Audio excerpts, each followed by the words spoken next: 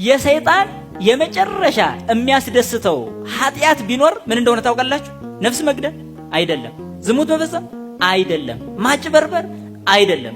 ሰይጣን የሚደሰትበት ትልቁ ኃጢአት ተስፋ መቁረጥ ነው። ምክንያቱም አንድ ሰው ነፍስ ገድሎ ንስሐ ሊገባ ይችላል። ስለዚህ ሰይጣን ምንም አይነት ደስታ የለውም በዚህ። ነፍስ ቢያስገድልም እንኳን ዝሙት ቢያስፈጽምም እንኳን ምንም ቢሆን ሰይጣን ደስተኛ አይደለም። ምክንያቱም ንስሐ ገብቶ ያመልጠኛል ብሎ ያስባል። ታዲያ መቼ ነው የሚደሰተው ካላችሁ፣ ሰውየው ተስፋ ሲቆርጥ ነው። ከዚህ በኋላ አልድንም ብሎ ሲደመድም ተስፋ ሲቆርጥ ራሱን ሊያጠፋ ይችላል። ተስፋ ሲቆርጥ ንስሐ ሳይገባ በዛው ጨለጥ ብሎ ሊቀር ይችላል። ስለዚህ በዚህ ሰዓት ሰይጣን ደስተኛ ይሆናል ማለት ነው። ሰይጣንን የሚያስደስት ኃጢአት ተስፋ መቁረጥ ብቻ ነው። ስለዚህ ነው ስለ ተስፋ መቁረጥ የለበትም አንድ ክርስቲያን። ኃጢአት ይስራ፣ ሰርቷል፣ እሺ ጥሩ።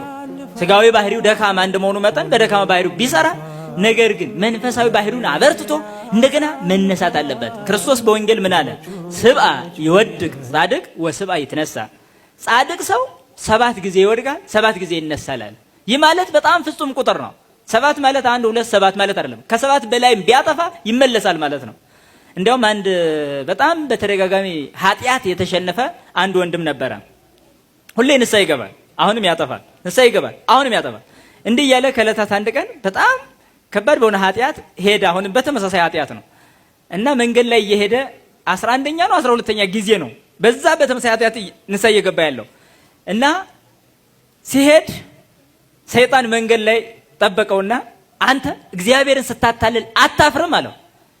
ንስሐ የሌለህ አንተ ፈር እንጂ ንስሐ እኮ የተሰጠ እንደኔ ላለ ደካማ ነው አለ ማለት ነው። በዚህ አሸንፎ ሄዶ ንስሐ ገብቷል። እስከዚህ ድረስ ነው። ማፈር ያለበት ንስሐ የሌለው ሰይጣን ነው እንጂ ንስሐ የተሰጠው ክርስቲያን አይደለም። እንዲያውም አንድ አባት እንዲህ ብለዋል፣ ክርስቲያኖችን እግዚአብሔር በኋላ የሚፈርድባቸው ኃጢአት ስለሰሩ አይደለም ንስሐ ስላልገቡ ነው እንጂ ይላል። የሚፈርድባቸው ኃጢአት ስለሰሩ አይደለም ማለት ታዲያሳ ንስሐ ስላልገቡ ነው። ተመልከቱ። ስለዚህ አሁን በማር ይስሐቅ አንድ ነገር ተቀምጧል።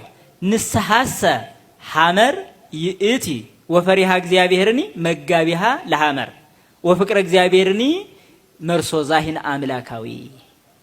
ንስሐ ማለት በዚህ ባህሩ ዓለም ውስጥ ያለች መርከብ ናት። እግዚአብሔርን መፍራት ቀዛፊ ነው፣ ያችን መርከብ የሚቀዝፍ ቀዛፊ። ፍቅረ እግዚአብሔር ደግሞ የምንደርስበት ወደብ ነው የሚለው። ስለዚህ አንድ ሰው ፍርሃተ እግዚአብሔር ሲኖረው ነው ንስሐ የሚገባው። ከዛ ውጭ ኃጢአቱ ኃጢአት አይመስለው። ስለዚህ ተደጋጋሚ ይሁን ምንም ይሁን ንስሐን ሁሌ መታጠቅ መቻል አለበት። እግዚአብሔርን መፍራት ደግሞ ቀዛፊ ሆኖ ወደ ፍቅሩ ያደርሳል ማለት ነው። ወደ ፍቅሩ ከደረሰ በኋላ አይመለስም፣ ፍቅሩ ይዞት ይቀጥላል ማለት ነው። እስከ ሞት የሚደርሰው በፍቅሩ ነው ማለት ነው።